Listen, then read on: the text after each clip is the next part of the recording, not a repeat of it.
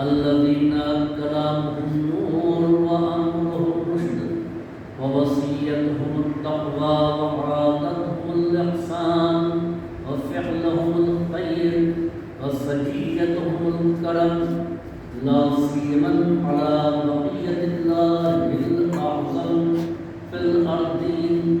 أما بعد فقد قال رسول الله صلى الله عليه وآله وسلم إني تارك فيكم الثقلين كتاب الله وعترتي وأهل بيتي ما إن تمسكتم بهما لن تضلوا بعدي لن يفترقا حتى يرد علي الحوض.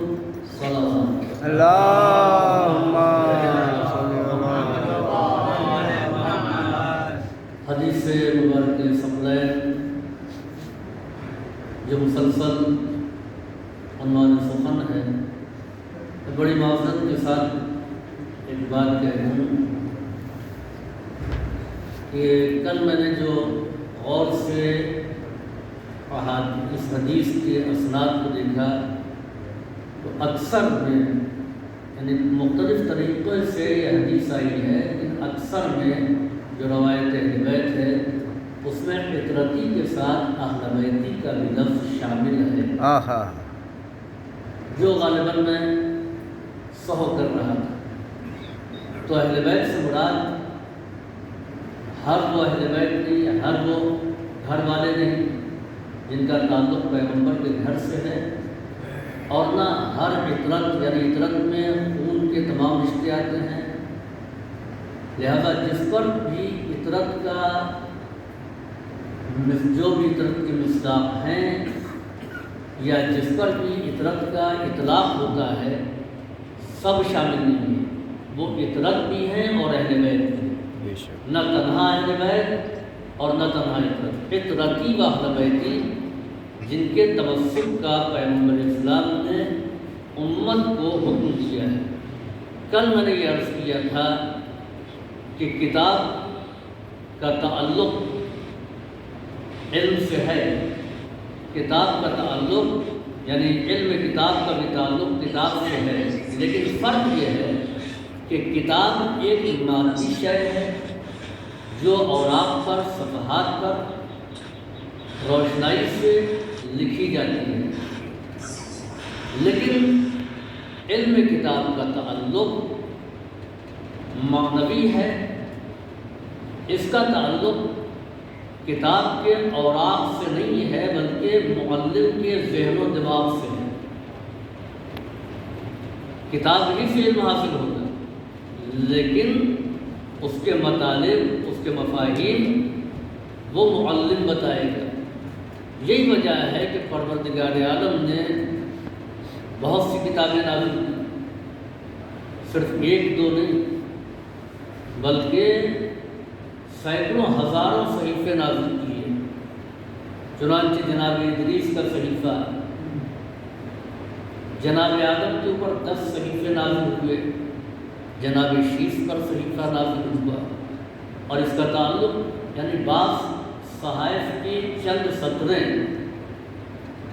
اس دور کی زبانوں میں موجود ہیں، اور جس سے آثار قدیمہ والوں نے اندازہ لگایا کہ یہ فلاں نبی کا صحیفہ ہے اور یہ فلاں نبی کا صحیفہ ہے. لیکن آج انبیاء کے صحائف باقی نہیں ہیں. اسی طریقے سے زبور، توریت اور انجیل یہ تینوں کتابیں بھی اپنی اصلی حالت میں باقی نہیں ہیں.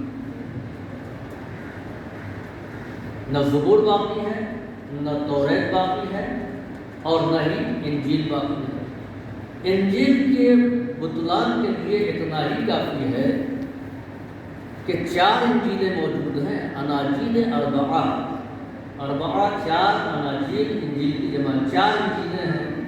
متی کی الگ ہے، لوقا کی الگ ہے، یوحنا کی الگ ہے، الگ الگ انجیل، اور سب کہتے ہیں کہ یہ وہی والی انجیل ہے جو عیسیٰ پر نازل ہوئی. عزیزوں، انجیل کا مختلف کتابوں کی شکل میں ڈھل جانا اس بات کی دلیل ہے کہ الہی کلام وہ ہوتا ہے کہ جس میں کسی قسم کی تبدیلی نہیں ہو سکتی، اس کو بدلا نہیں جا سکتا ہے۔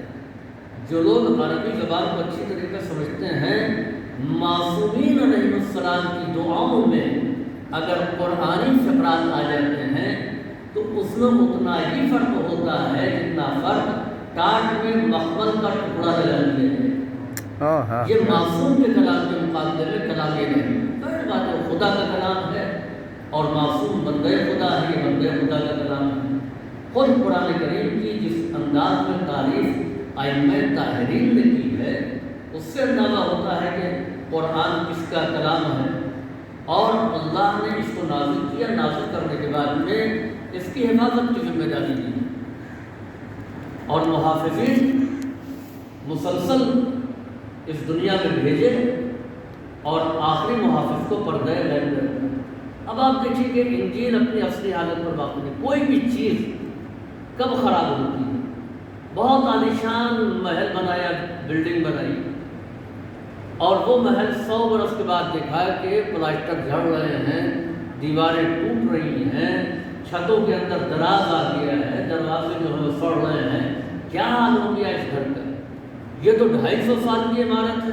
آپ خود آئیے ہمارے مدرسے سرکاری کالج میں 250 سال کی عمارت ہے، لیکن آپ دیکھ کر کے اندازہ نہیں لگا سکتے ہیں کہ اتنی قدیم عمارت ہے۔ کیوں؟ اس لیے کہ اس کی دیکھ بھال ہو رہی ہے۔ دیکھ بھال کون کرتا ہے؟ جس سے اس کو لگاؤ ہو یا وارث ہو۔ کسی عمارت کو جب ہم دیکھتے ہیں کہ کھنڈر میں بدل گئی، کسی جاگیر کو ہم دیکھتے ہیں یہ برباد ہو رہی ہے، کسی بچے کو دیکھا کہ بچہ بگڑ رہا ہے، ہم نے پوچھا یہ ایسا کیوں ہے، تو ایک ہی جواب ہوتا ہے کہ وارث نہیں۔ یعنی وارث کے نہ ہونے پر چیز اپنی اصلی حالت پر برقرار نہیں رہتی ہے۔ اب آئیے انجیل 4 ہو گئی، عیسائیوں میں اتنے فرقے نہیں ہوئے، فرقے بھی کم ہیں مگر کتاب ان کی 4 ہو گئی۔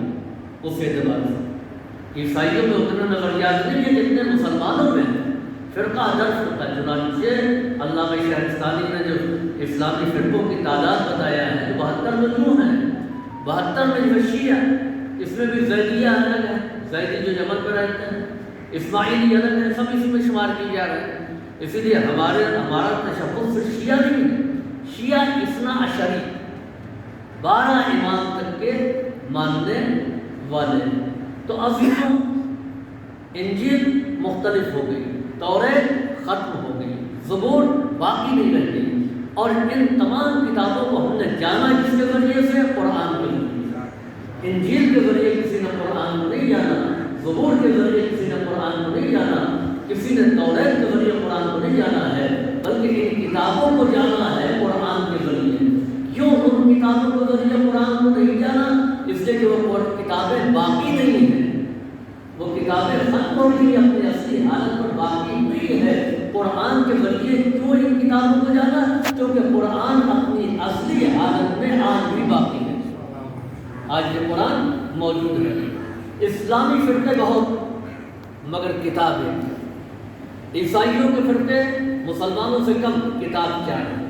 یہ فرق ہے، کیونکہ وہاں محافظ کتاب نہیں ہے، یہاں محافظ کتاب ہے۔ وہاں وارث کتاب نہیں ہے، یہاں پر وارث کتاب ہے۔ ان کتابوں کی حفاظت کی ذمہ داری پروردگار نے نہیں دی، اور یہاں پروردگار عالم نے قرآن کریم کی حفاظت کی ذمہ داری دی ہے۔ اِنَّا نَحْنُ نَزَّلْنَا الذِّكْرَ وَإِنَّا لَهُ لَحَافِظُونَ، ہم اس ذکر کے نازل کرنے والے ہیں اور ہم ہی اس کی حفاظت کرنے والے ہیں۔ یہی وجہ ہے کہ حکومتیں زیر و زبر ہو گئی، لیکن قرآن کا زیر رہا، زبر رہا، کوئی لفظ ہٹایا نہیں جا سکتا، ایسا نہیں، کوشش نہیں کی گئی۔ اگر ادبیات عرب کو آپ اٹھا کر کے دیکھیں تو قرآن کریم کے مکمل سوروں کے جواب لکھنے کی کوشش کی، لیکن پھر یہ کہہ کر کے اس کو پھاڑ دیا کہ اس کا کوئی مطلب ہی نہیں۔ بھائی یہ ثقیل نہیں ہو جائے، ورنہ ان فقرات کو میں دوہراتا کہ جو قرآن کے مقابلے میں ہے، یا زبدہ انت بنت الزبدہ، اس طریقے کی صورتیں جو ہیں وہ کری گئی، مگر مگر اس کا کوئی مفہوم نہیں۔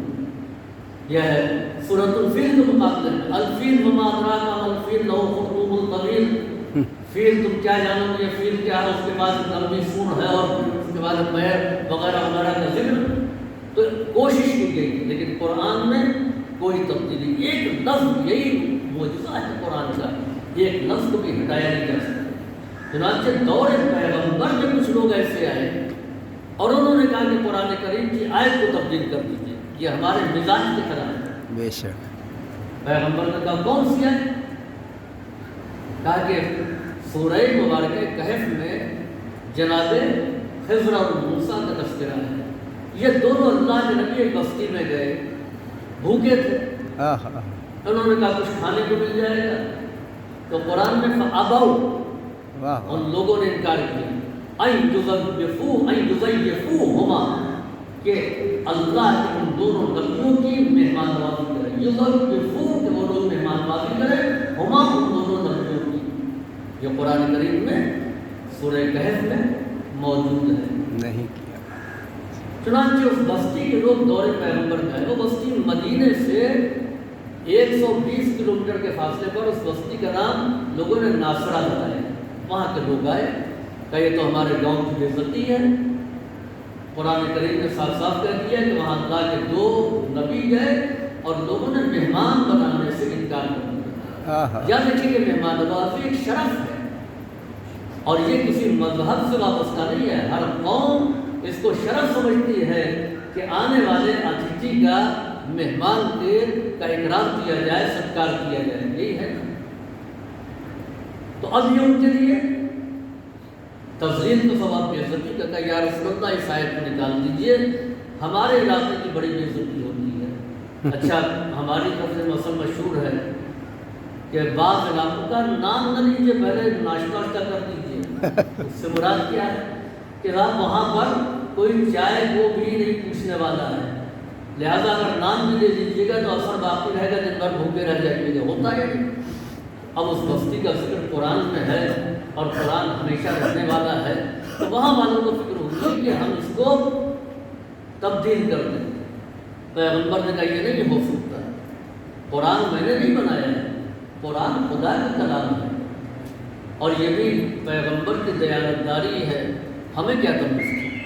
پیغمبر نے جو کہہ دیا کہ یہ ہمارا کلام ہے، اس کو ان کا کلام مان لیا، اور جو کہہ دیا یہ میرا نہیں اللہ کا کلام ہے، اس کو اللہ کا کلام مان لیا، اور دونوں کے فرق کو بھی پیغمبر نے سمجھا دیا۔ وہ پیغمبر جو وحی کے بغیر کلام نہیں کرتا ہے تو اللہ کی مرضی ہی سے اس کا کلام ہے، تو اس کو کلام خدا کیوں نہیں کہا گیا؟ نہیں، یہ دیانتداری ہے نبی کریم کی، کہ جو نبی کا کلام ہے اس کو اپنا کلام کہا، جو خدا کا کلام ہے اس کو خدا کا کلام کہا۔ تو پیغمبر نے کہا یہ ممکن نہیں ہے۔ اچھا پڑھے لکھے لوگ تھے، عرب تھے، تو انہوں نے بہت سوچ کر کے ایک بات کہا ایسا کرتے ہیں، ابو کے معنی ان لوگوں نے انکار کیا، الف بے واو، اور اس کے آگے کھڑا الف لگا دیا جاتا ہے، یہ فعل میں جمع کی علامت کہلاتا ہے۔ تو انہوں نے کہا کہ اچھا آپ آیت کو ویسے ہی رہنے دیجیے، ایک کام کیجیے، کہا وہ کیا؟ کہا کہ بے کا نقطہ ہٹا دیجیے، ابو میں ابا، دیکھیے قرآن کریم میں ابا مستکبرہ، شیطان نے انکار کیا، ابا ایک آدمی نے انکار کیا، اسی طریقے سے تسنیہ ہوگا اس کا، ابا ابا الف کے ساتھ، اور پھر اس کے بعد میں ابو جمع کا صیغہ ہے، ابا واحد ابو جمع، 2 نقطہ ہو۔ تو ان لوگوں نے انکار کیا، کہا کہ بے کے نقطے کو آپ ہٹا دیجیے۔ پیغمبر نے کہا اچھا بے کے نقطہ کو ہٹا دیا میں نے، یہ نقطہ ہٹ گیا، اوپر 2 جوڑ دی، کہا پھر کہا ایک نقطہ مجھ سے دے دیجیے، نبی نے کہا اچھا میں نے لے لیا، اب کیا ہے؟ کہا ان دونوں کو اوپر رکھ دیجیے، تو اب کیا بنے گا؟ الف بے واو، تو اب کیا بنے گا؟ یہ ابو ہے، اب کیا بنا؟ بے کا نقطہ ہٹایا، ایک نقطہ دیا، دونوں اوپر رکھ دیا، تو اب الف تے واو، عطا وہ آیا، حال عطا علی الانسان، کیا انسان پر ایسا وقت آیا؟ پہچاننا ہے قرآن کی طرف، تو عطا ایک آدمی آیا، عطا وہ لوگ آئے، تو اب مفہوم کیا تھا؟ اتو ان یضیفوہما، وہ لوگ آئے اور انہوں نے ان دونوں نبیوں کی مہمانواری کی صرف نقطے کو ہٹا دینے سے۔ آپ اندازہ لگائیے کہ بے کے نقطے کی اہمیت کیا ہے۔ ہاں ہاں ہاں ہاں اور امیر المومنین فرما رہے ہیں انا نقطۃ تحت الباء، سبحان اللہ۔ قرآن کریم کا نقطہ وہ بھی بے کا نقطہ ہٹایا ہی نہیں جا سکتا ہے، جس میں کل قرآن سمٹا ہوا ہے، تو ایک لفظ کو اوپر نقطے کے ہٹا دینے سے مفہوم بدل گیا۔ نبی کریم نے کہا کہ اللہ نے مجھے امین بنا کر کے بھیجا ہے، میں ایک لفظ کو بھی ادھر ادھر نہیں کر سکتا، ایک نقطہ بھی ادھر ادھر نہیں ہو سکتا ہے۔ عزیزوں، جب پیغمبر نہیں رہے اور بقول کہ اصحاب قرآن جمع کرتے رہے اور وہ قرآن کو چھاپتے رہے، تو اس علاقے میں جو قرآن پرنٹ ہو رہا تھا وہاں پر بے کو تے سے بدل دینا چاہیے تھا۔ لیکن آج بھی قرآن کریم میں بے اپنی جگہ پر موجود ہے، بے کی جگہ تے نہ دے سکا۔ عزیزوں، جب قرآن کریم میں لفظ بے کی جگہ لفظ تے نہیں دے سکتا ہے، تو پھر قرآن ناطق میں نقطۂ بائے بسم اللہ کی جگہ کوئی دوسرا کیسے دے سکتا ہے؟ صلوات دیجیے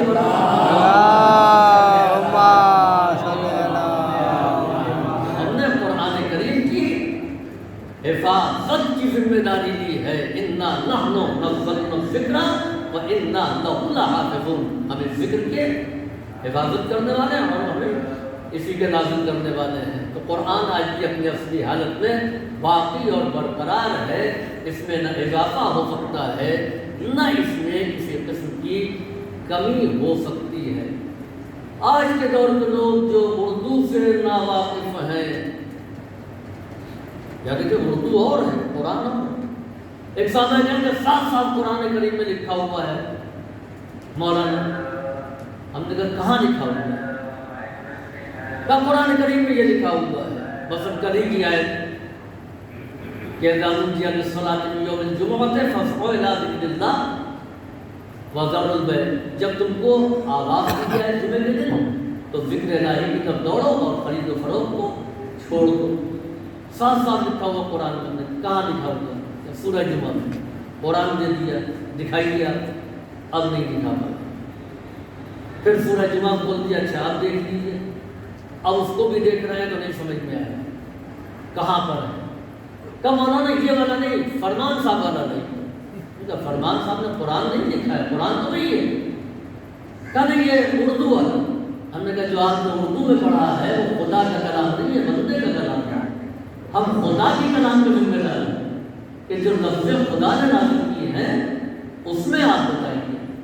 تو عزیزوں، قرآن کریم کو ترجمے کے ذریعے سے نہیں سمجھا جا سکتا ہے۔ لفظ جو عربی میں اللہ نے نازل کی ہے، جو تنزیل ہے، اس کی حفاظت کی ذمہ داری۔ اچھا وہ لوگ جو قرآن کو نہیں سمجھتے، ترجمہ دیکھ کر کے اب وہ قرآن پر اعتراض کر رہے ہیں، یہ کمی ہے قرآن میں اور یہ کمی ہے قرآن میں، اور یہ آیت ایسے نازل ہوئی، وہ آیت ایسے نازل ہوئی۔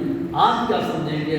وہ عرب جن کی زبان عربی تھی، جن کا بولنا چالنا عربی تھا، وہ قرآن کی آیت کے سلسلے میں جو ہے ان کا ذہن بہک جاتا تھا، وہ نہیں سمجھ پاتے تھے۔ تو ہم اردو پڑھ کر کے قرآن کریم کو سمجھیں گے، اس کے لیے بڑے گہرے علم کی ضرورت ہے۔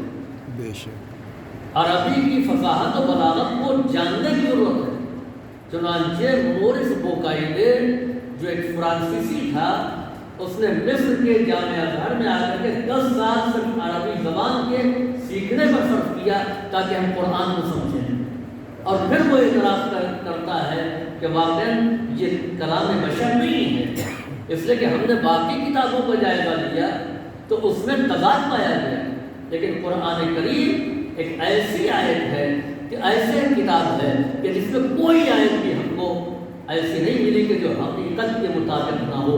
صلوات اللہم صلی علی محمد یہ وجہ ہے کہ اس قرآن کو سمجھانے کے لیے پیغمبر نے معلم قرآن کو بھی چھوڑا۔ انی تارک فیکم الثقلین کتاب اللہ و فطرتی ما ان تمسکتم بہما لن تضلوا بعدی، میں تمہارے درمیان 2 گراں قدر چیزوں کو چھوڑ کر کے جا رہا ہوں، ایک اللہ کی کتاب اور دوسرے میرے اہل بیت۔ الہی معلم وہ ہیں کہ جن کو خدا نے پڑھا کے بھیجا ہے۔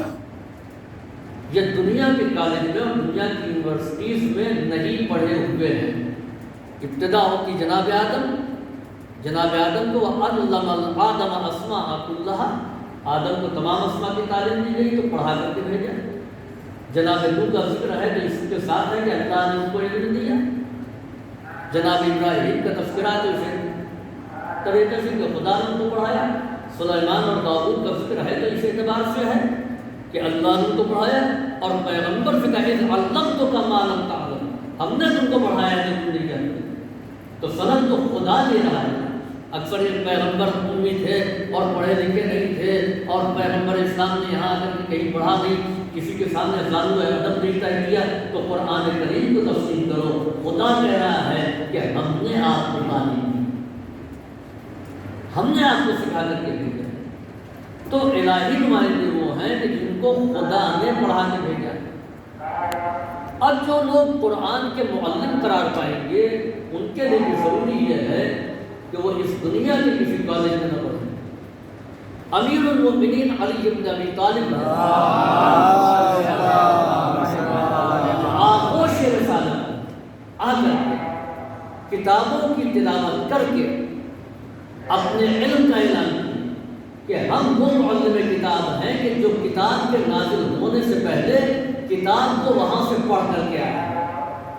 ورنہ دنیا یہ کہتی کہ علی آئے جن کو پڑھنے کی ضرورت تھی، نبی نے پڑھایا، لیکن پہلے ہی اپنے علم کا اعلان کر دیا۔ اچھا، جو سبجیکٹ موجود ہے، جس کی کتابیں موجود ہیں، اس کو پڑھنا آسان ہے، لیکن جو سبجیکٹ آج سے جو ہے وہ 40 سال پہلے 50 سال پہلے جو اسکالر تھے ان کو کمپیوٹر سائنس کے بارے میں نہیں معلوم۔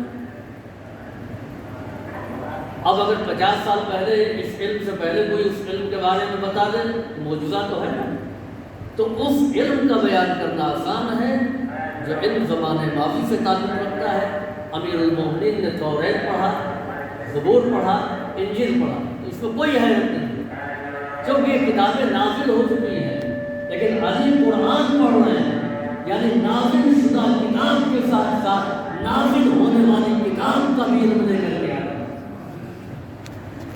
تو علم وہاں سے لے کر کے آئے۔ اسی طریقے سے تمام ائمہ طاہرین انہوں نے یہاں آ کر کے علم نہیں حاصل کیا، اور یہی وجہ ہے کہ انبیاء میں بھی آتے ہیں اور ائمہ میں بھی دیکھتے ہیں سن و سال کی قید نہیں رکھتے کہ 40 سال کی عمر میں اعلان رسالت کرنا اور ہے، لیکن نبی پیدائشی نبی ہوتا ہے۔ اور یہ وجہ ہے کہ انبیاء نے بچپنے میں بھی اعلان کیا۔ اگر 40 سال 50 سال اور 25 سال میں کوئی نبوت کا دعویٰ کرے تو دنیا یہ کہے گی کہ انہوں نے پڑھ لکھ لیا ہے اور کچھ سیکھ لیا ہے، اس کے ذریعے سے دنیا کو اپنی طرف موٹیویٹ کرنا چاہتے ہیں۔ یہی لوگ سمجھیں گے، یہ وجہ ہے کہ بعض انبیاء کو بچپنے میں علم دیا گیا، جیسے جناب عیسیٰ نے کہا انی عبداللہ آتانی الکتاب و جعلنی نبیا، میں اللہ کا بندہ ہوں، مجھے کتاب دی گئی اور نبی بنایا گیا۔ یہ اعلان جناب عیسیٰ کا ہے۔ جناب یحییٰ کے لیے ہے یا یحییٰ خذ الکتاب بقوۃ وآتیناہ الحکم صبیا، اے یحییٰ کی کتاب کو پوری قوت کے ساتھ تم لے لو، اور ہم نے بچپنے میں ان کو حکمتیں عطا کی ہیں۔ تو انبیاء کو بچپنے میں بھی نبوت ملی ہے۔ اسی طریقے سے ائمہ میں آپ دیکھیں، ائمہ طاہرین میں بعض ائمہ جو ہیں بہت ہی بچپن میں منصب امامت پر فائز ہو گئے۔ بعض ائمہ وہ ہیں جو 35 سال میں 40 سال کی عمر میں، جیسے امام محمد باقر علیہ السلام، آپ کی امامت جو 40 سال کی عمر کے بعد ہے، آپ اپنے پدر بزرگوار کے ذریعے سے آیا، لیکن امام محمد تقی علیہ السلام کی حیات ایسی ہے ائمہ طاہرین میں کہ امام محمد تقی علیہ السلام بہت کم سنی میں امامت کے منصب پر فائز ہو گئے، اور دنیا کو حیرت کہ اتنی کم سنی میں، لہذا حکومت وقت پر زور دیا گیا کہ ان کی تعلیم کا انتظام کیا گیا۔ چنانچہ معلم رکھا گیا، اس سے پوچھا کیا حال ہے، کیا تم یہ سمجھ رہے ہو کہ میں ان کو سکھا رہا ہوں، میں ان سے سیکھ رہا ہوں؟ اور پھر اس نے بتایا، لوگوں کو حیرت ہوئی چنانچہ جب لوگوں کا اصرار زیادہ بڑھا، دیکھیں علم آل محمد جن کو معلم کتاب بنا کر کے بھیجا ہے، ان میں اور دنیا کے بڑے بڑے علماء اور فقہاء میں فرق کیا ہے؟ امام محمد تقی علیہ السلام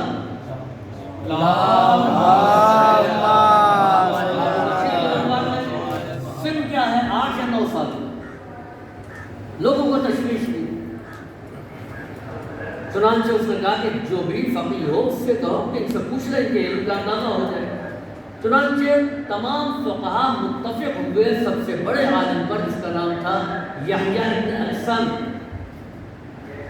یحییٰ ابن اقسم کو لے کر کے آئے سب، اور انہوں نے یحییٰ ابن اقسم سے کہا کہ آپ ان کے علم کا جائزہ لیں۔ بڑا ہوا دربار، فقہاء علماء سب موجود ہیں، ایک طرف کم سن امام محمد تقی علیہ السلام۔ امام نے کہا سے اس نے پوچھا، امام نے کہا پہلے تم سوال کرو اور پھر میں سوال کروں، تم سوال کرو اس کے بعد میں تم سے سوال کروں گا۔ اس نے کہا بہتر ہے۔ چنانچہ دیکھیں فقہ کے مسائل میں سب سے مشکل مسئلہ حج کا ہوتا ہے، کیونکہ بعض چیزیں احمد البلوہ ہے، نماز مسلسل انسان پڑھتا ہے، روزہ مسلسل رکھتا ہے، اس کے مسائل درپیش ہوتے ہیں، آدمی جانتا ہے، پوچھتا رہتا ہے۔ لیکن حج زندگی میں ایک مرتبہ کیا جاتا ہے، جب حج کیا تھا تب مسئلہ معلوم تھا، اس کے بعد بھول گئے۔ اس نے ایک مشکل ترین مسئلہ حج کا پوچھا کہ یہ بتائیے کہ حالت احرام میں اگر کسی نے شکار کر لیا اس کا کفارہ کیا ہے؟ مسئلہ بالکل آسان ہے نا، کہ حالت احرام میں احرام باندھ دیا، احرام باندھ دینے کے بعد اگر شکار کر لیا تو اس کا کفارہ کیا ہے؟ جب احرام کہتے ہیں حرام کر دینا، جب احرام پہن لیا تو بہت سی چیزیں جو ابھی تک حلال تھی وہ حرام ہو جاتی ہیں، اس کا کفارہ ہو جاتا ہے۔ اب سائے میں نہیں چل سکتے ہیں، اب خوشبو آئے تو سون نہیں سکتے، خوشبو نہیں سن سکتے، بدبو ہے تو ناک نہیں بند کر سکتے ہیں، مچھر کاٹ رہا ہے اس کو مار نہیں سکتے، تمام چیزیں ہیں۔ سائے کے اندر جو ہے سفر نہیں کر سکتے ہیں، شکار نہیں کر سکتے ہیں، آئینہ نہیں دیکھ سکتے ہیں، زوجہ حرام ہوتی ہے، تمام چیزیں ہیں۔ حالت احرام میں شکار کر دیا تو اس کو کیا کفارہ ہے؟ امام نے کہا تمہارا سوال ہی ناقص ہے۔ کہ وہ کیا؟ امام نے کہا کہ یہ بتاؤ کہ وہ احرام عمرے کا تھا یا حج کا تھا؟ پھر اس نے شکار کہاں کیا؟ احرام جو لوگ مدینے جاتے ہیں مسجد شجرہ سے باندھ کر کے آتے ہیں، اور جو لوگ جدہ گئے وہ جوفہ سے باندھتے ہیں، تو دونوں کا فاصلہ مدینے سے مکے کا فاصلہ 450 کلومیٹر، جوفہ سے مکے کا فاصلہ 180 کلومیٹر۔ تو اب کب شکار کیا، کہاں کیا؟ احرام تو باندھ دیا نا، اب شکار کہاں کیا؟ احرام باندھنے کے بعد وہی شکار کر دیا، یا ہل کے حدود میں وہ علاقہ جہاں سے لکھا رہتا ہے کہ اب یہاں غیر مسلم نہیں داخل ہو سکتے، پھر اس کے بعد میں حرم کی حدود ہے، تو ہل میں شکار کیا یا حرم میں شکار کیا؟ اچھا یہ طے ہو جائے کہ کہاں شکار کیا، پھر یہ بتاؤ کہ شکار کس چیز کا کیا، چھوٹا جانور تھا یا بڑا جانور تھا؟ چھوٹا جانور ہے تو اس کا کفارہ اور ہے، بڑا ہے تو اس کا اور ہے۔ پرندہ تھا یا چوپایا تھا؟ پرندے کا کفارہ اور ہے، چوپائے کا کفارہ اور ہے۔ شکار اس نے عمدن کیا یا سہون ہو گیا؟ ان دونوں کا مسئلہ الگ الگ ہے۔ شکار کرنے والا مرد آزاد تھا یا غلام تھا؟ یہ بتاؤ۔ یعنی امام نے ایک سوال میں 27 شک نکالے۔ یہ مسئلہ فقہ ایسے ہی نہیں ہے کہ ایک مسئلہ بیان کر دینا، اس میں اتنی شکیں ہوتی 27 شک۔ اب وہ حیران و پریشان، یعنی امام نے واضح کر دیا کہ تم دنیا کی نگاہ میں اتنے بڑے عالم ہو، مگر میری نگاہ میں تمہاری حیثیت یہ ہے کہ تم کو سوال بھی پوچھنا نہیں آتا، کہ سوال کیسے کیا جائے، جواب دینا بہت بڑی بات ہے، سوال کرنا بھی نہیں آتا ہے۔ تو یہ ہے منزل ائمہ کے علم، یہ مرتبہ ہے جن کو معلم کتاب قرار دیا گیا. چنانچہ ایک مسئلہ ذرا سا دقیق ہے لیکن اس پر آپ توجہ کیجیے گا ورنہ کہیے گا نہیں کہ سمجھ میں نہیں آیا میرے. اب دیکھیے کچھ باتیں ضمن علمی بھی ہو جاتی ہیں. چنانچہ وضو کی آیت ہے یا ایھا الذین آمنوا اذا قمتم الی الصلاۃ فاغسلوا وجوہکم وایدیکم الی المرافق وامسحوا برؤوسکم وارجلکم الی الکعبین. یا ایھا الذین آمنوا بات صاحب ہے، اے صاحبان ایمان، اذا قمتم جب تم کھڑے ہو الی الصلاۃ نماز کے لیے، پہلا کام کیا کرو؟ فاغسلوا وجوہکم، اپنے چہروں کو دھو لو، وایدیکم اور اپنے ہاتھوں کو، الی المرافق یعنی کونیوں تک، یہ ہاتھوں کو دھو لو، وامسحوا اور مسح کرو، برؤوسکم اپنے سروں کا، وارجلکم اور اپنے پیروں کا. اس آیت کو لے کر کے ایک شخص امام محمد باقر کے پاس آتا ہے. اللہم صلی علی محمد وآل محمد. نبی کریم کا عطا کرتا ہے، پیغمبر نے یہ لقب امام محمد باقر علیہ السلام کو دیا. وہ شخص امام محمد باقر علیہ السلام کے پاس ہے. اس نے کہا کہ وضو کی آیت یہ ہے اذا قمتم الی الصلاۃ فاغسلوا وجوہکم، جب تم نماز کے لیے کھڑے ہو تو اپنے چہروں کو دھلو، وایدیکم الی المرافق وامسحوا برؤوسکم وارجلکم اور اپنے پیروں کا، اپنے سروں کا اور اپنے پیروں کا مسح کرو. تو اعتراض یہ کرتا ہے کہ دونوں کا حکم ہے، چہرہ دھلنے کا حکم اور مسح کرنے کا. چہرہ دھلنے کا حکم ہے فاغسلوا سے، تو چہرہ کتنا دھلا جاتا ہے؟ چہرہ تو پورا نا، یعنی اتنا دھلنا واجب ہے. اس انگوٹھے اور اس انگلی کے درمیان جتنا حصہ آ جائے یہ دھلنا کیا ہے؟ واجب ہے. اور کہاں سے؟ یہ جو بال ہے پیشانی کے اوپر کی جگہ سے لے کر کے یہ یہاں تک دھلنا کیا ہے؟ واجب ہے. تو چہرہ کتنا دھلا جاتا ہے؟ پورا. ہاتھ میں بتا دیا کہ مرافق کوہنی تک ہوگا، تو ہاتھ کہاں سے؟ یہ کوہنی تک یہ دھلا جاتا ہے. تو ہاتھ اور چہرہ تو پورا ہے. سر کے لیے کوئی نشانی نہیں ہے تو مسح پورے سر میں کیوں نہیں کرتے؟ یہ اگلے حصے کا کیوں؟ اگلے حصے کا مسح کیوں کیا جاتا ہے؟ جیسے پورا چہرہ دھلا جاتا ہے ویسے ہی پورے سر کا مسح ہونا چاہیے. اب آپ دیکھیے امام محمد باقر کی دقیق نگاہ، آپ نے فرمایا بے سبب با، بے کے سبب سے، کیونکہ فاغسلوا وجوہکم ہے، ایدیکم ہے، لیکن وامسحوا میں برؤوسکم ہے. لفظ بے کی وجہ سے چہرے کے سر کے اگلے حصے کا مسح کیا جائے گا، پورے سر کا نہیں. کیا وہ کیسے؟ کیا یہ بتاؤ کہ جب بات ایک ہی کہنی تھی تو یہاں پر لفظ بے کیوں رکھا؟ یا تو یہ ہوگا کہ بے کے کوئی معنی نہیں ہے، تو اس کے معنی یہ کہ ایک لفظ قرآن میں زائد ہے اور قرآن میں کوئی لفظ زائد نہیں ہے. اگر زائد ہے تو وہ خدا کا کلام نہیں ہے. خدا کے کلام میں کوئی لفظ زائد اور بے معنی نہیں ہوگا. جتنی لفظیں ہیں وہ معنی. اب آپ سمجھیں کہ بے کی اہمیت کتنی ہے کہ برؤوسکم، یہاں پر بھی لفظ بے ہے کہ بے کی وجہ سے پورے سر کا مسح نہیں کیا جائے گا بلکہ سر کے اگلے حصے کا مسح کیا جائے گا. یہ امام محمد باقر علیہ السلام نے جواب دیا. اب یہیں پر ایک ماہر فن جو علم نحو کے بہت بڑے ماہر و امام تو کہنے لگے کہ بے کے یہ معنی کیسے امام محمد باقر نے دیا کہ اس سے مراد جو وہ چپ ہے.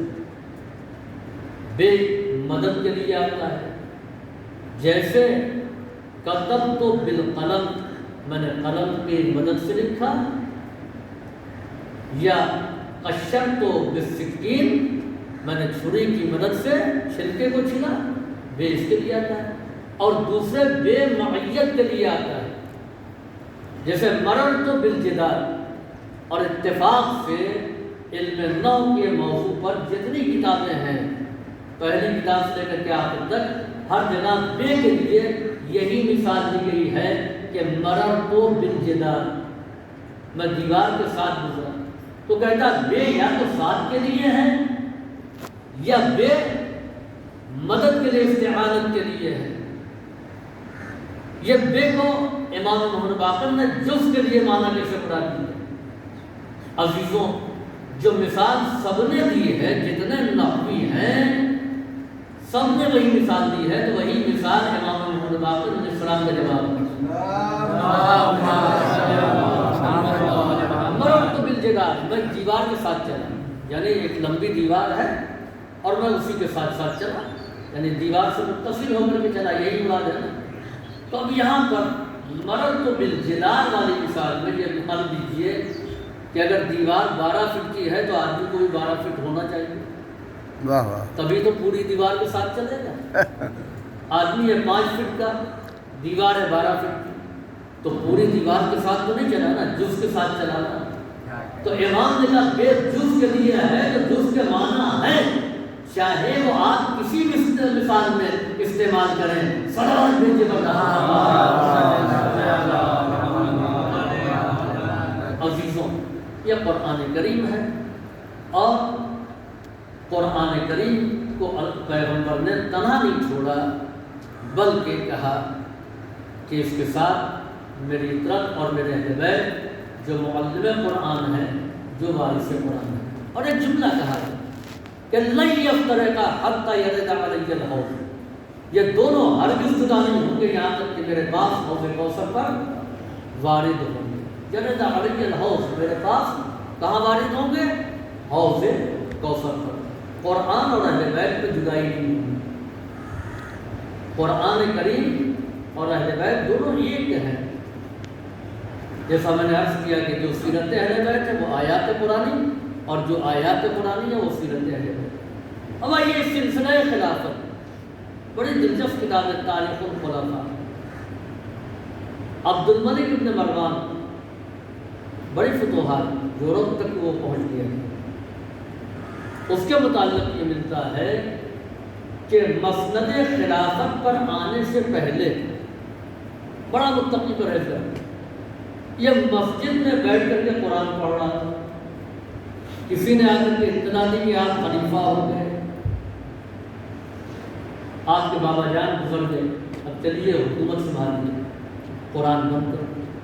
اچھا، قرآن کا بند کرنا سمجھ میں آتا ہے، اگر آپ کو کوئی کام مل گیا ہے اور قرآن پڑھ رہے ہیں، ایمرجنسی میں کوئی آ گیا تو آپ قرآن بند کر۔ خلافت کو سن کر کے قرآن چھوڑ دیا، چلیے ٹھیک ہے، اس کے لیے تو لوگ نبی کا جنازہ چھوڑ دیتے ہیں، اس نے قرآن ہی چھوڑا ہے، اس میں کوئی خاص بات نہیں۔ لیکن ایک جملہ اس نے کہا جس کو تاریخ نے محفوظ کر دیا، اور وہ جملہ یہ کہ ھذا الفراق بینی و بینک، آج سے ہمارے اور تمہارے درمیان جدائی، دو چیزیں ایک ساتھ نہیں چل سکتی ہیں، یا قرآن یا خلافت۔ تو یہ دنیا کے منصبداروں کا اعلان ہے، جن کو دنیا میں اسلامی حکومت نے خلیفۃ المسلمین کہا، کہ جہاں یہ اعلان ہے کہ دونوں ساتھ ساتھ نہیں چل سکتے، یا قرآن یا خلافت۔ دوسری طرف اہل بیت کا طرز عمل یہ ہے کہ لن یفترقا، یہ جدا نہیں ہو سکتے ہیں، زندگی میں بھی قرآن کے ساتھ ساتھ، اور شہادت کے بعد نو کے نیزہ پر تلاوت کر کے قرآن کے ساتھ اپنے اتحاد کا اعلان کر رہے ہیں کہ ہم کو قرآن سے جدا نہیں کیا جا سکتا ہے۔ صلوات بھیجیے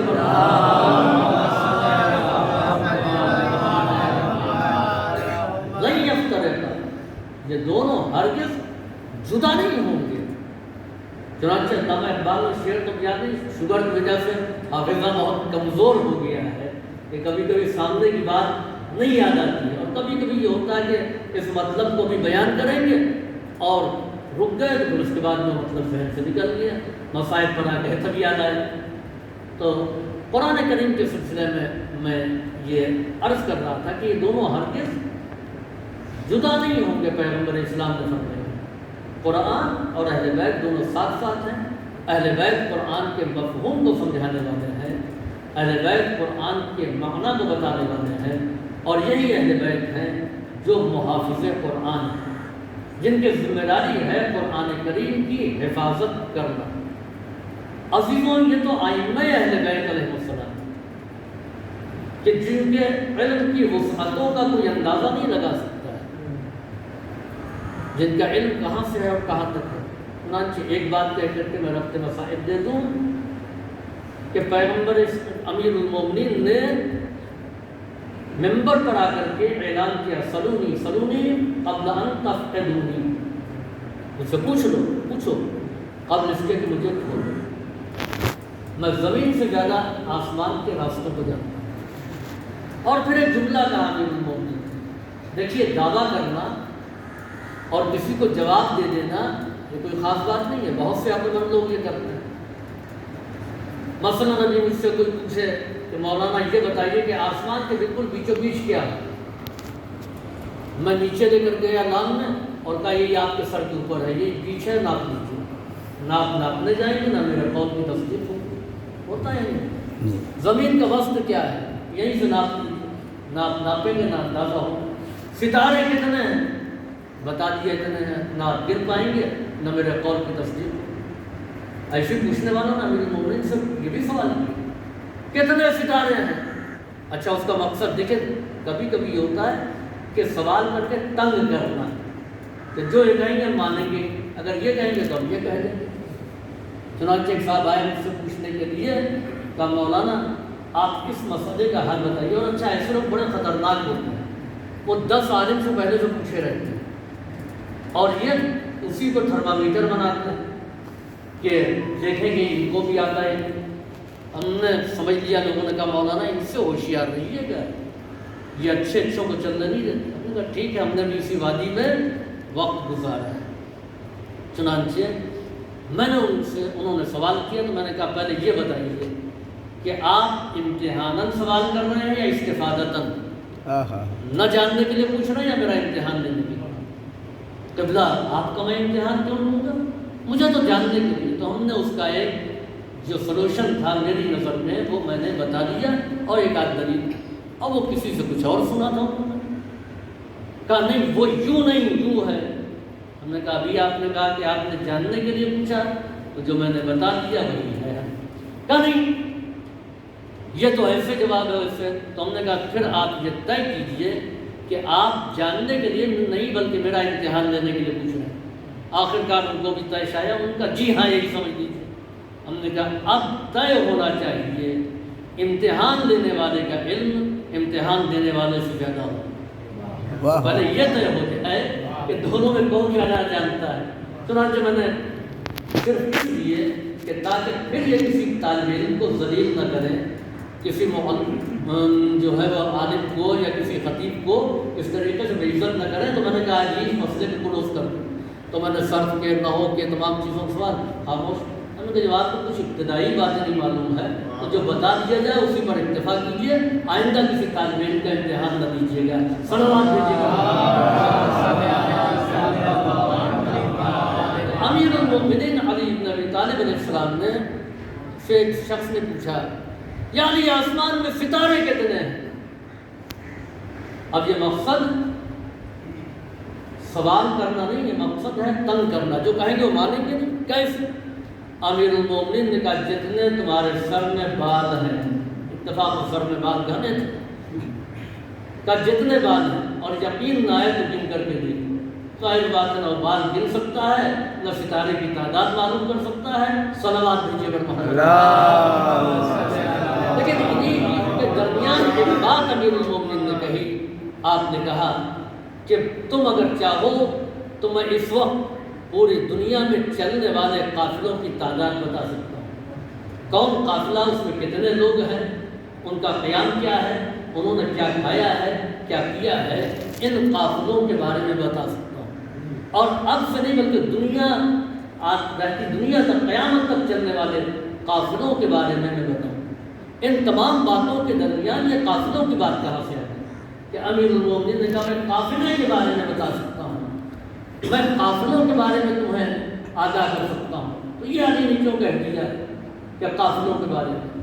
یاد رکھیے کہ نبی کریم سفر معراج پر گئے، سفر معراج پر آنے کے بعد پیغمبر اسلام نے صرف یہ نہیں کہا کہ میں معراج پر گیا، اس لیے کہ یہ خبر ان تک بھی پہنچے گی جو نبی کو نہیں مانتے تھے، تو ظاہر بات ان کے لیے ناقابل یقین ہے نا، تو کہتے کہ ہم کہتے تھے نا یہ دیوانے ہیں، اب ثابت بھی ہو گیا۔ دیجیے یہ آسمانوں پر گئے تھے، اتنی بلندی پر گئے تھے، اور وہاں سے آ کر کے یہ بیان کرے پیغمبر نے سفر معراج کے ساتھ ساتھ قافلوں کا ذکر کیا تاکہ لوگوں کو معلوم ہو۔ آپ نے کہا میں یہاں سے گیا مسجد اقصیٰ، وہاں پر میں نے نماز پڑھی، نماز پڑھنے کے بعد جبریل وہاں سے بلندیوں کی جانب دے گئے، میں نے ساتوں آسمانوں کی منزلوں کو طے کیا، وہاں سے قاب و قوسین کی منزل تک پہنچا، سدرۃ المنتہا پر جبریل رک گئے، میں آگے چلا گیا۔ اور پھر اس کے بعد میں آپ نے بتایا کہ جب میں جا رہا تھا تو فلاں قافلہ بیت المقدس پہ فلاں جگہ تھا، فلاں قافلہ اس سے 2 منزل آگے تھا، فلاں قافلہ 3 منزل آگے تھا۔ پیغمبر کتنی لمحوں کا سفر تھا نا، یعنی زنجیر در ہلتی نہیں، نبی گئے اور واپس آ گئے، اتنا ہی وقت تو لگا، تو اتنی دیر میں قافلے تو اپنی جگہ نہیں چھوڑ دیں۔ اور پھر اس کے بعد پیغمبر نے بتایا کہ فلاں قافلہ 20 دن کے بعد آئے گا، فلاں قافلہ 18 دن کے بعد آئے گا، فلاں قافلہ 15 دن کے بعد آئے گا، یہ اس کی رفتار ہوگی۔ اور انہوں نے وہاں بیان کیا ہوگا اس قافلے میں اتنے لوگ فلاں فلاں شامل، اس قافلے میں فلاں فلاں شامل، اس قافلے میں فلاں فلاں، یہاں پر انہوں نے یہ کھایا ہے، وہاں پر وہ کیا، سب بتا دیا۔ اب یہ مکے والے حیرت زدہ کہ چلو دیکھیں پہلا قافلہ آیا، لقب کر کے گئے، یہ بتاؤ کہ فلاں دن تم کہاں پر تھے؟ کہا فلاں مقام پر۔ ہاں یہ تو پیغمبر نے بتایا ہے، یہ نبوت کا دعویٰ کر رہے ہیں۔ کیا کھایا تھا؟ فلاں چیز کھائی تھی، دمبا ذبح کیا تھا، اس کا گوشت بنا تھا، کتنے لوگ تھے؟ فلاں فلاں۔ نتیجہ یہ ہوا کہ جب یہ تصدیق پہلے قافلے سے ہو گئی تو اب ہر آنے والے قافلے سے عرب بیان کر رہے ہیں کہ تم نے فلاں جگہ بیان کیا، فلاں جگہ بیان کیا، اتنے لوگ اس میں تھے، یہ پکا تھا، یہ کھایا تھا، یہ ہوا تھا، وہ ہوا تھا۔ اب قافلے والے حیرت کر رہے ہیں کہ تم یہاں پر ہو، تم کو کیسے معلوم ہو گیا؟ اس لیے کہ ہم سے پہلے تو کوئی نہیں آیا، جو آگے آ گیا اس کو پیچھے کی کیفیت کا علم نہیں ہے۔ کہ پیغمبر سفر معراج پر گئے تھے اور تم سب کو دیکھتے ہوئے گئے تھے اور دیکھتے ہوئے واپس آئے، تو پیغمبر نے بھی اپنے علم کی اور سفر معراج کی تصدیق کو قافلوں کے فکر کے ساتھ کیا۔ امیر المومنین میں قافلوں کا تذکرہ کر رہے ہیں، وہ یہ بتا رہے ہیں کہ میرا علم بھی وہی علم ہے جو نبی کریم کا علم ہے۔ پیغمبر کا یہ کہنا کہ انا مدینۃ العلم علی بابھا، صلوات بھیجیے پر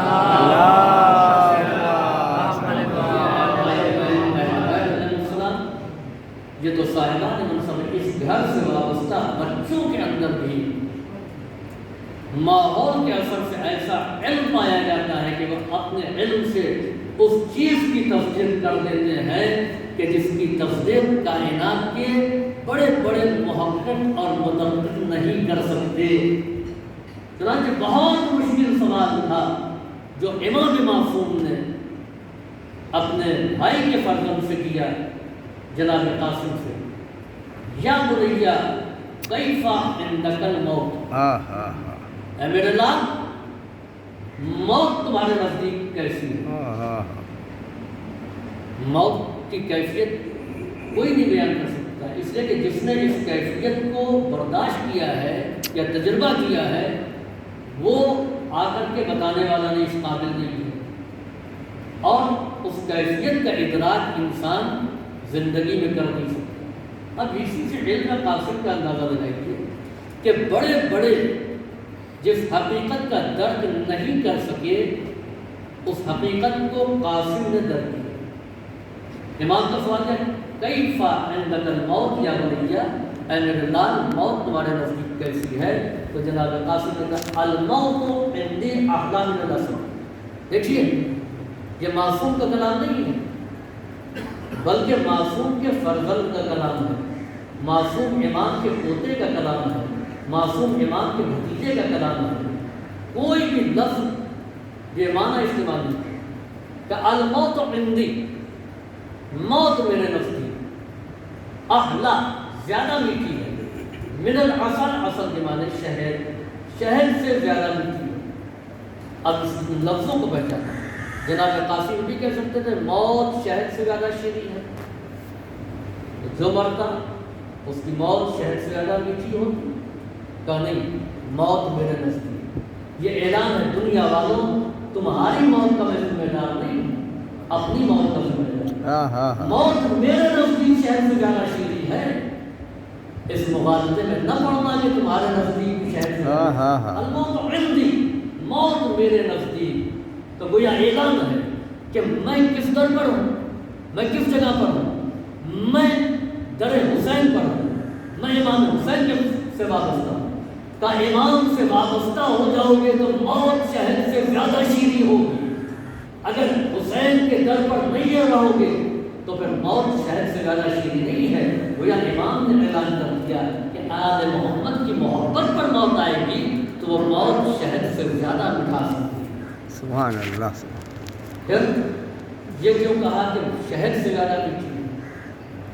مٹھاس میں تو بہت سی چیزیں ہیں، گنا بھی ہے اور بھی بہت سی چیزیں ہیں، بہت سی چیزوں سے شکر بنتی ہے، انگور بھی ہے، بہت سی چیزیں ہیں جس میں مٹھاس پائی جاتی ہے۔ جناب قاسم کہہ سکتے ہیں کہ موت جو ہے بہت میٹھی ہے یا کسی اور مٹھاس کا نام دے دیں، لیکن آپ قرآن کی تعریف پڑھیے کہ قرآن کیا کہہ رہا ہے، ہر میٹھا نقصان دہ ہو سکتا ہے، لیکن شہد کی مٹھاس کیا ہے کہ فیہ شفاء للناس، یعنی وہ مٹھاس جس کے اندر شفا ہے لوگوں کے لیے، یخرج من بطونها شراب مختلف الوانہ وفیہ شفاء للناس، سورہ نحل میں ہے کہ اس کے شکم سے، اس کے دہن سے مختلف رنگ کا ایک پینے کا مادہ نکلتا، شراب عربی زبان میں وہ جس کو پیا جائے، ورنہ یہ جو شراب ہے اس کو خمر کہتے ہیں۔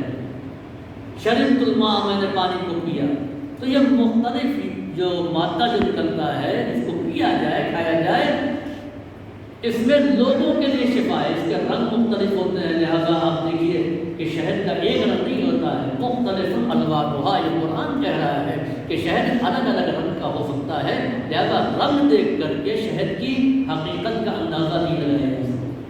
جب شہد کا کلر تو یہ ہوتا ہے کہ اس رنگ کا ہے، فیہ شفاء للناس، اس میں لوگوں کے لیے شفا ہے۔ تو موت کو شہد سے تعبیر کی ہے، اور یقین مانیے کہ انسان کتنا مریض ہے، کتنا بیمار ہے، کتنی تکلیف ہے، لیکن ادھر نفس اور روح میں جدائی ہوئی، جسم اور روح میں، اور انسان نے موت کا ذائقہ چکھا جو شہد جیسا ہے، تو اب یہ بیماری صحت میں بدل گئی، انسان کی دنیا سے گیا تو بیماری بھی اسی دنیا میں چھوڑ کر کے چلا گیا۔ اس لیے جناب قاسم نے کہا کہ شہد سے زیادہ شیریں ہے۔ عظیم شب عاشور، آپ دیکھیں جناب قاسم کی ماں کا نام کیا ہے؟ رملہ، کنیت کیا؟ ام فروا۔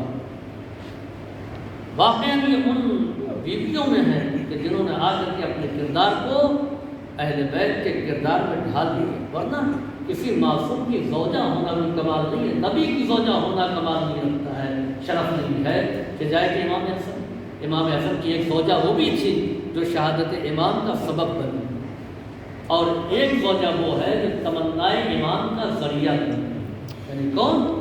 جناب رملہ، لقب ام فروا، والدہ جناب قاسم۔ امام حسین نے محضر شہادت پڑھ کر کے سنایا۔ جناب قاسم کو بار بار دیکھا، لیکن امام کا دل نہیں چاہا کہ جناب قاسم کا ذکر کرے۔ جناب قاسم وہاں سے خاموشی سے اٹھے اور اپنی ماں جناب رملہ کے پاس آئے اور کہنے لگے مادر گرامی میں یتیم ہوں، اس کا مجھے احساس ہے۔ ایک ماں کے لیے بہت تکلیف دہ جملہ ہے کہ جب اس کا یتیم بیٹا یہ کہے کہ میں یتیم ہوں، مجھے اس کا احساس ہو رہا ہے، تب کیا ہوا؟ چچا نے کچھ کہتے نہیں۔ امام حسین نے جناب قاسم کو علی اکبر سے کم نہیں چاہا، زیادہ عزیز ہے۔ کب پھر کیا ہوا؟ کہ ابھی چچا بتا رہے تھے کہ کل فلاں فلاں فلاں فلاں سب شہید ہو جائیں گے، لیکن میرا ذکر نہیں کیا۔ میں شہید نہیں ہوں گا، میں اپنی جان نہیں قربان کروں۔ اگر خالی ماں ہوگی تو امام کو خوش ہو جانا چاہیے کہ مصلحت کے تقاضوں کی بنا پر میرا بچہ شہید نہیں ہوگا، اس کی جان بچ جائے گی۔ لیکن نہیں، جتنا مسترد جناب قاسم تھے اتنی تڑپ میں فرما کے دل میں ہوئی۔ امام نے مظلوم کو بلایا اور جب امام آئے کہا آقا قاسم کو کبھی آپ نے ان کے بابا کی کمی محسوس نہیں ہونے دی؟ قاسم رو رہا ہے، کہہ رہا ہے مجھے بابا یاد آ رہے ہیں، بھی مجھے ستا رہے ہیں۔ امام نے سینے سے لگایا، میرے لال ابھی تمہارا چچا حسین زندہ ہے۔ کیا بات ہے چچا، سب شہید ہوں گے، میرا بھائی علی اکبر مارا جائے گا، لیکن کیا میں شہادت کی شرف سے محروم رہوں گا؟ امام نے کہا تخت جگر میں کیسے کہوں کہ تو بھی شہید ہوگا، تو میرے بھائی حسن کی نشانی ہے۔ چنانچہ امام نے سینے سے لگا کر کے کہا نہیں میرے لال تو بھی شہید ہوگا اور تیرا چھوٹا بھائی اصغر بھی شہید ہوگا۔ جناب قاسم تڑپ گئے، خیمے میں گہوارے میں رہنے والا بچہ وہ کیسے شہید ہو جائے گا؟ اشقیاء تو مقتل میں ہوں گے، جنگ تو میدانوں میں لڑی جائے گی۔ ایک جملہ کہا حال یفعلون الی القیام، کیا یہ گستاخ خیمے کے اندر گھس کر کے میرے بھائی کو مار ڈالیں گے؟ امام نے فرمایا نہیں، اشقیاء خیمے میں نہیں آئیں گے، میں اصغر کو مقتل میں لے کر کے جاؤں گا۔ امام نے یہ کہہ کر کے قاسم کے دل کو سنبھال دیا۔ قاسم مطمئن ہو گئے کہ اشقیاء خیمے میں داخل نہیں ہوں گے۔ میں کہوں گا مولا قلب مفکر امام سجاد کو سنبھالیے، اشقیاء خیمے میں آ گئے، آگ لگا دی، سیدانیوں کے سروں سے ندائیں چھین دی گئی۔ ارباب اعظم صبح عاشورہ نمودار ہوئی۔ امام نے جناب قاسم کو اس انداز میں رخصت کیا۔ بھائی حسن کا علامہ سر امام کا جملہ تھا کہ بھائی حسن کے فرزندوں میں قاسم میرے بھائی کی مکمل شبیہ اور تصویر ہے۔ اگر علی اکبر شبیہ پیغمبر ہے تو قاسم شبیہ حسن مجتبیٰ ہے۔ چنانچہ امام حسن کا امامہ سر پر رکھا اور پھر اس کے بعد امامہ اس انداز میں باندھا کہ دونوں سرے نکال کر کے سینے پر رکھا۔ جب میت کو امامہ باندھا جاتا تو مستحب ہے کہ دونوں سرے نکال کر کے سینے پر رکھ دیا جائے۔ عزیزوں یہ اس بات کا اعلان ہے اے میرے لال قاسم میں تجھے کفن تو نہیں دے سکتا، لیکن میں امامے کو بصورت کفن تیرے سینے کے اوپر ڈال دیتا ہوں دونوں سروں کو۔ اور اس کے بعد میں جو پیرہن جناب قاسم پہنے ہوئے تھے، امام حسن نے امام حسین نے آگے بڑھ کر کے اس کا گریبان چاک کر دیا۔ یہ چچا آپ نے پیرہن کا گریبان چاک کیوں کر دیا اس کرتے کا؟ امام مظلوم نے جواب دیا اے بیٹا یہ یتیموں کی نشانی ہے، میں نے اس لیے چاک کر دیا کہ کوئی ظالم اگر تیرے اوپر حملہ کرنا چاہے تو شاید اس کے دل میں خیال آئے کہ یہ بچہ یتیم ہے، ہم اس کے خون سے اپنے ہاتھ کو رنگین نہ کر رہے۔ ارباب اعظم قاسم مقتل میں آئے، بے مثال جنگ کی، خیبر کی جنگ کو یاد دلا دیا، حسن مجتبیٰ کی شجاعت لوگوں کو یاد آ گئی۔ جناب قاسم جنگ کرتے کرتے ایک موقع ہو آیا کہ حمید بن مسلم کہتا ہے کہ جب قاسم مقتل میں آئے ہیں، حمید بن مسلم ساختہ کہتا ہے کہ خرج الغلام کأنہ القمر، ایک بچہ ایسا آیا کہ جو معلوم ہو رہا تھا کہ 14ویں کا چاند۔ یہ کون کہہ رہا ہے؟ یہ حمید بن مسلم، تو وہ بیٹا وہ فرزند جو دشمن کی نگاہ میں 14ویں کا چاند نظر آ رہا ہے، تو چچا کی نگاہوں میں کیا رہا ہوگا، ماں کی نگاہوں میں کیا رہا ہوگا، مخدرات عصمت و طہارت کی نگاہوں میں کیا رہا ہوگا۔ ایک منزل وہ آئی کہ جب جناب قاسم لڑتے ہوئے آپ کے جوتے کا تسمہ ٹوٹ گیا۔ عرب میں اس کو اچھا شگون نہیں سمجھا جاتا۔ جناب قاسم جھکے اور چاہا کہ اس تسمے کو ٹھیک کر دے۔ ابھی سر جھکا ہوا تھا کہ ایک عزتی ملعون آگے بڑھا جو قبیلہ عزت سے تھا، اس نے ایسا وار کیا کہ جناب قاسم کا جھکا ہوا سر جھکا ہی رہا، اور پھر اس کے بعد میں قاسم کا سر نہ اٹھ سکا، گھوڑے سے زمین میں آنا چاہتے ہیں تو اس انداز میں جناب قاسم آئے۔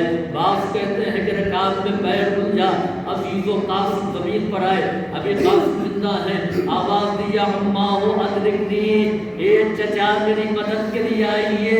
ابھی تنہا حسین زندہ نہیں ہے بلکہ علی اکبر بھی ہیں، جناب عباس بھی ہیں۔ روایت کہتی ہے کہ بڑے غضبناک انداز میں امام حسین نے مقتل میں حملہ کیا، ایسے انداز میں امام نے کبھی حملہ نہیں کیا تھا، صفوں کو چیر دیا۔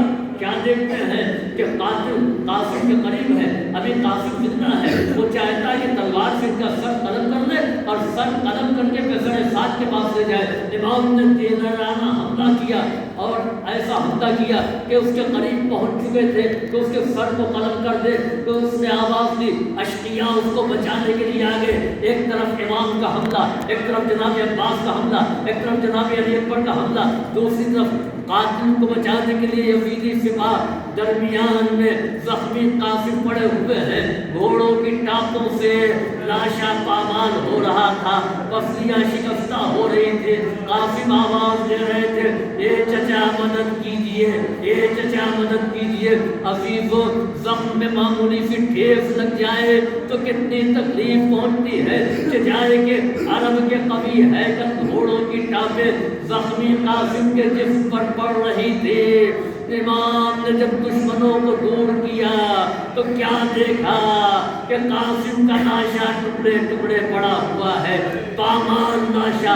ابا کو بچھا دیا، اس لیے جب لاشا اٹھایا نہیں جا سکتا، ابا میں لاش کے ٹکڑوں کو رکھا، لے کر کے خیمے میں آئے۔ ام فرما، میں تمہارے قاسم کو لے کر کے آیا ہوں، میں بہت شرمندہ ہوں، میرے بھائی کی نشانی کو زندگی میں پامال کر دیا گیا۔ ارے کربلا میں 2 لاشیں پامال ہوئے، زندگی میں جناب قاسم کا لاشا، شہادت کے بعد مظلوم کربلا کا لاشا۔